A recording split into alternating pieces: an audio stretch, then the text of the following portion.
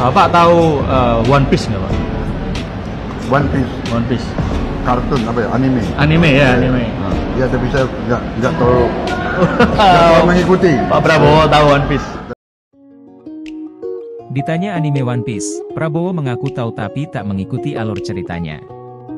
Menteri Pertahanan, Menhan, Prabowo Subianto memberikan dukungannya terhadap hak kekayaan intelektual kreatif yang dimiliki oleh anak-anak bangsa Indonesia.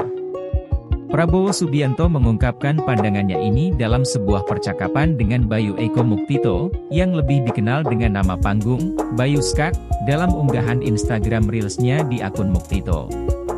Awalnya, Bayu Skak bertanya kepada Prabowo apakah ia mengetahui tentang anime Jepang yang terkenal yang berjudul One Piece.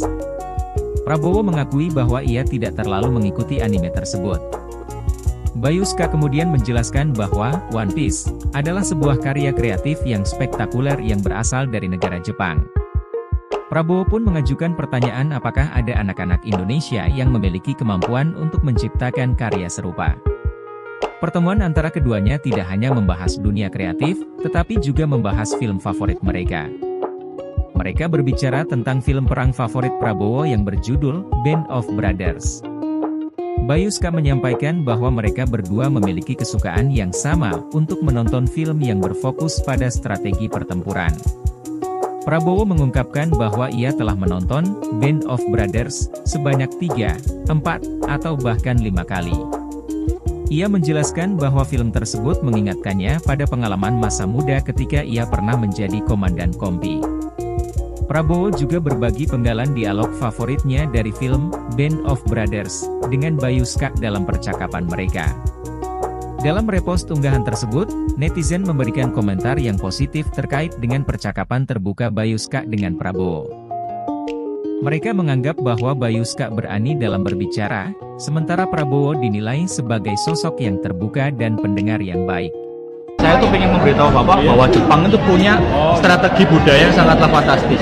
Berarti kan saya juga bertanya ke jenengan kalau misalnya di dalam Kementerian Pertahanan itu kan apakah kita hanya bertahan Pak? Kan kita offense juga bisa Pak ya?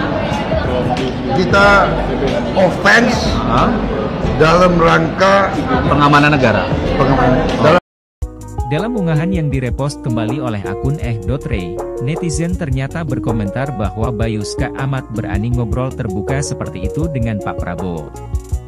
Berani banget anjir ngobrol begitu, tapi Pak Prabowo open-minded. Good, ungkap akun @bungswajadi. Di sisi lain ada netizen yang berkomentar kalau Pak Prabowo adalah sosok pendengar yang baik. Ungkap salah satu akun bernama Lucy 1822. Namun, offense yang saya maksud adalah offense dalam bentuk kreatif, Pak. Karena itu dilakukan oleh Jepang. Yang saya tadi sempat ngobrol, Pak, kalau misalnya Jepang itu dibom Hiroshima Nagasaki, dia balik ngebom Amerika itu nggak sama bom atom, Pak. Sama karya kreatif berupa Astro Boy. Nah itu, Pak, grand plan di Indonesia ini masih belum ada, Pak. Nah itu mungkin yang harus segera kita lakukan. Saya pun juga memberikan insight yang baru mungkin buat jenengan tentang kreatif itu kayak gimana sih, Pak. Karena kreatif pun juga bisa menjadi lahan perang juga Pak, karena perangnya nggak pakai bedil Pak, pakai kreatif Pak.